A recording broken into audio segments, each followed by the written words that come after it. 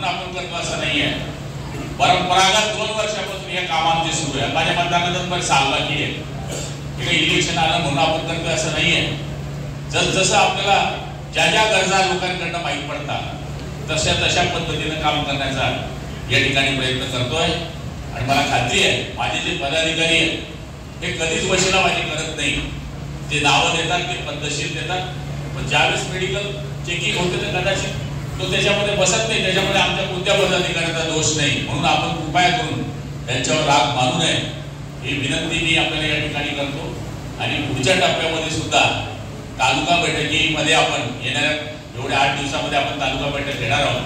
त्याच्यामध्ये जून महिन्याची आखणी आपल्याला आताच करावी लागेल सायकलांची सुद्धा. आणि त्याच्याकरता तुम्हाला निवडक नावं बरोबर घेऊन यावं लागतील.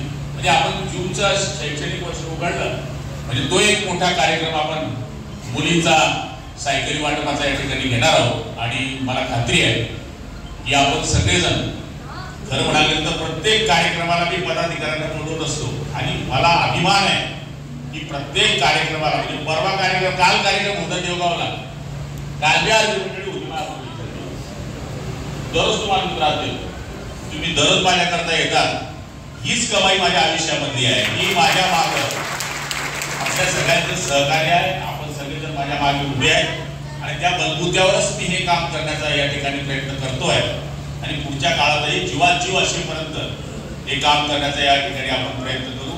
आणि मला आपण या ठिकाणी बोलण्याची संधी दिली त्याबद्दल आपल्या सगळ्यांचे आभार मानतो.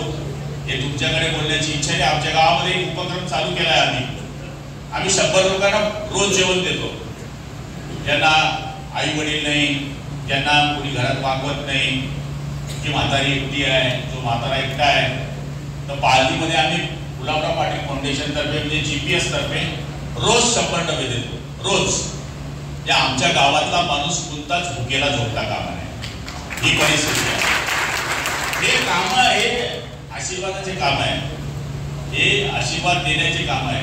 असे काम करण्याचं काम आम्ही राजकारण करतो. राजकारणात छापा काटा होईल कुस्ती किंवा पाहून घेऊ. पण जे मी करतो आहे त्याच्याने रात्री तू पडता म्हणून विचारायला लोक लागते. हे काही साधं सुख नाही आहे. एखादा अपंग जेव्हा या सायकलीवर बसून जाईल ना तर त्याला असं वाटेल की मग पाय आले की त्याची भयानक आहे. म्हणजे ती भावना आहे त्याच्या मनात. आणि की तो अपंग असल्यामुळे गावात चौकात बी जात नाही बिचारा. किती घसडत नाही तो पाय घसडत. त्याची परिस्थिती तो फटफटी घेऊन देतो. कोण जाईल तो गावात बी जात नाही, नातेवाईकाकडे जात नाही. या सायकलमध्ये तो 30 किलोमीटरवर आपल्या नातेवाईकडे जाऊन फिरून येऊ शकतो. घर घर घर घर घ्या पुन्हा आपली गाडी आपण म्हणजे हे साधन नाही. हा त्याच्या जीवनातला फार मोठा आनंद आहे. जेव्हा तो आनंद व्यक्त करतो आणि आपल्या रस्त्यावर भेटणार मला 4-5 भेटले. भेटल्यावर ते असे बोलता माझी की कसं काय मी तर महिन्याभरपासून भेटले काय भाऊ मस्त झालं भाऊ असं झालं भाऊ. मलाही वाटते की साला कुछ किया तो अच्छा काम किया भाई. हे काम चांगलं झालं. इकडे आहे तुमच्याकडे पण आहे.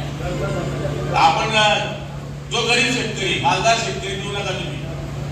जो झटका पैसे घेऊ शकत नाही असे प्रत्येक गावामध्ये 25-25 लाभार्थी निवडायचे आपल्याला.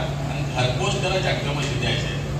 तुला हा झटका पैसे दिले मतदान मग कधी समोर ना झटका दे टाका.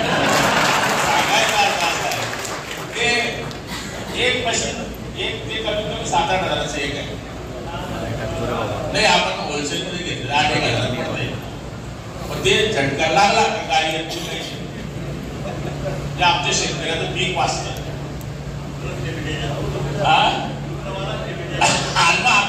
जे आपले कार्यकर्ते सांगितले की जे त्रास आहे आता मला तर काही पुढे माहिती पण ते नेहमी काय करून येते तर ती देवारी उमाळा धानवड हे फाऱ्यांचे क्षेत्र तिकडे आहे ना सचिन दादा तिकडून जास्त ओरड येते. आपण ते टार्गेट करू. आणि जे गरीब शेतकरी आहे काही श्रीमंत शेतकरी स्वतः बसवून घेतले काही बऱ्याच लोकांनी बसवलंय. पण ज्यांनी बसवलं नाही जे गरीब आहे ते 7-8 हजाराचं मशीन घेऊ शकत नाही.